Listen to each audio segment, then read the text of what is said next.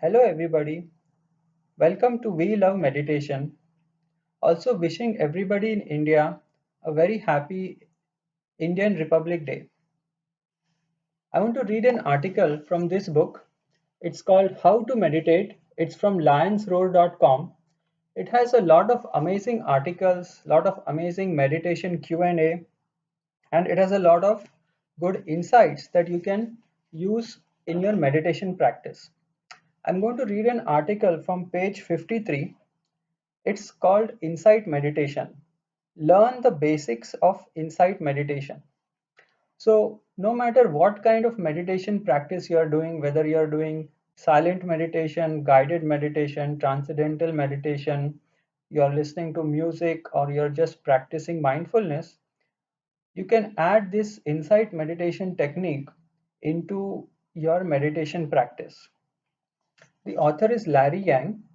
Larry Yang on how the stability that comes with basic breath meditation helps us cultivate mindfulness and insight. The practice of insight meditation or vipassana reveals what has created our present conditions and allows us to more fully live in our present moment. This is so valuable for our ability to make conscious choices to better our lives. It is why the Buddha said that living 24 hours with mindfulness is more worthwhile than living 100 years without it. We start our insight practice with the basics. There are 6 points over here. I will go over all the 6 points. The first point, begin with breath and body. Take a seat and notice how your body breathes itself without extra effort. No need to force your breath or to breathe in a controlled fashion. Usually, we take our breath for granted. In insight meditation, we make visible in our lives what has previously been invisible. Point number two, allow awareness into activities. Expand your awareness into walking, movement, and eating meditation practices. Experience the sensations of simply eating a salad or piece of bread, which you might usually consume while doing other activities. While walking to the restroom at work, do so mindfully. If you have a limited or different range of motion, allow that to guide where your mindfulness needs to be without judging anything about your experience. Know that your mindfulness is not dependent on those conditions. It can include all of your experiences. Point number three, support the sacred in your life. Whether you are secular or spiritually minded, pay attention to how people treat each other in terms of kindness, compassion, ethics, and integrity. These values are not the monopoly of one lineage or one spiritual tradition. They are what makes us human. Point number four, invite all of yourself into awareness.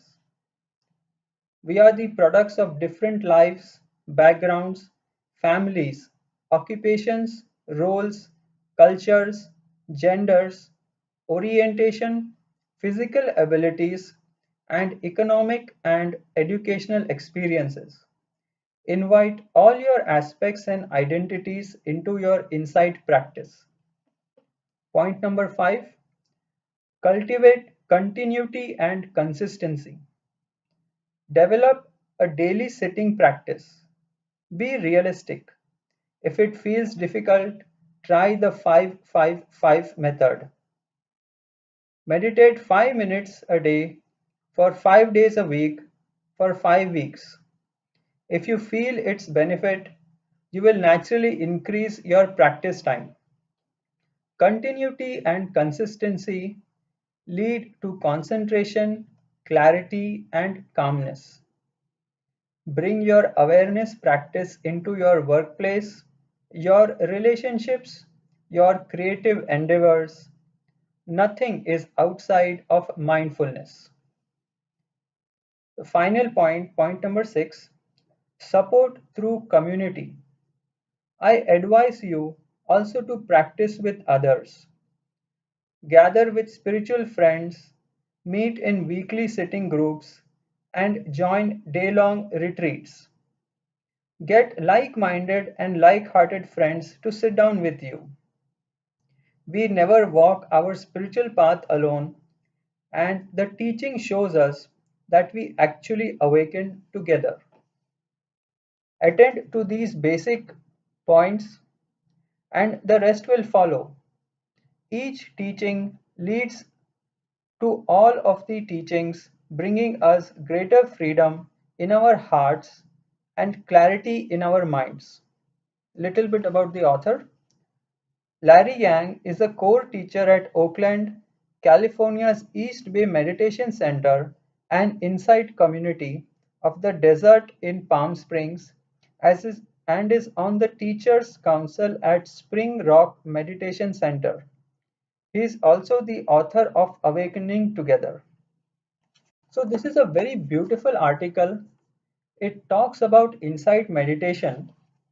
So, to simplify, our mind is very creative and we have a lot of beautiful ideas that our minds can create. What happens in our day to day life, we get so busy that we are not able to harness this power, and we leave all our insights in a separate bucket and we don't put a lot of energy into that. So when we meditate and when we are mindful, it gives opportunity for us to access these ideas and insights, and one insight can lead to another insight. We can have many different kinds of insight.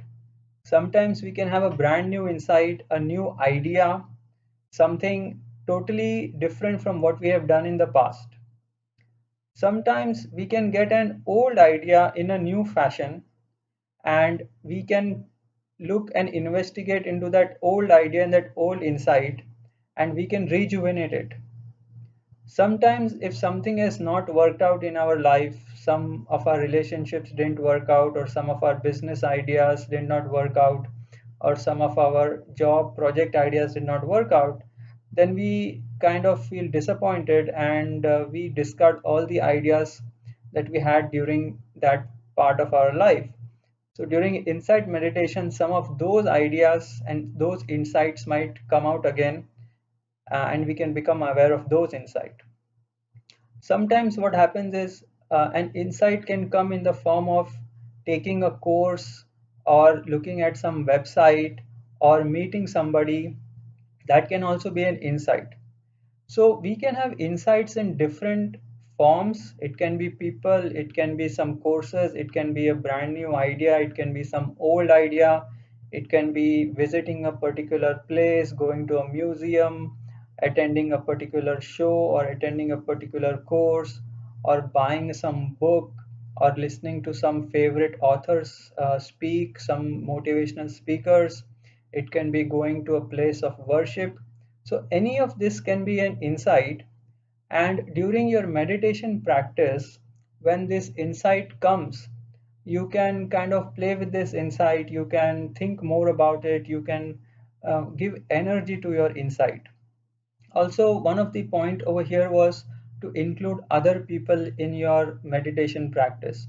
So whenever you get a chance, you can invite some of your friends who are practicing meditation. You can invite them at your home, or you can go to their house and you can meditate for some time with them and discuss about meditation and some of your insights. Also, think of the 555 rule.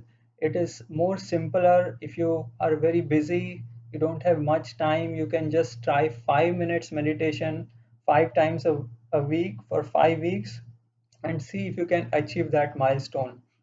That may also give you a lot of clarity, a lot of new ideas. It can help you in different areas of your life.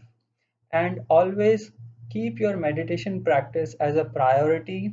Keep meditation as one of the important aspects of your life, because it can give you a lot of calmness in your mind, which will help with decision making. It will give you new insights, which will help you perform better at your job. It will improve your business. It will have impact on your relationships. It will help you improve your diet. It will bring more wellness and health into your life. It will help you with your spiritual growth.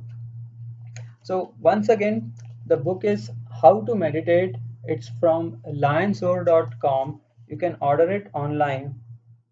Try to practice meditation daily for 30 minutes. If that is difficult, then you can try 15 minutes for 3 times a week.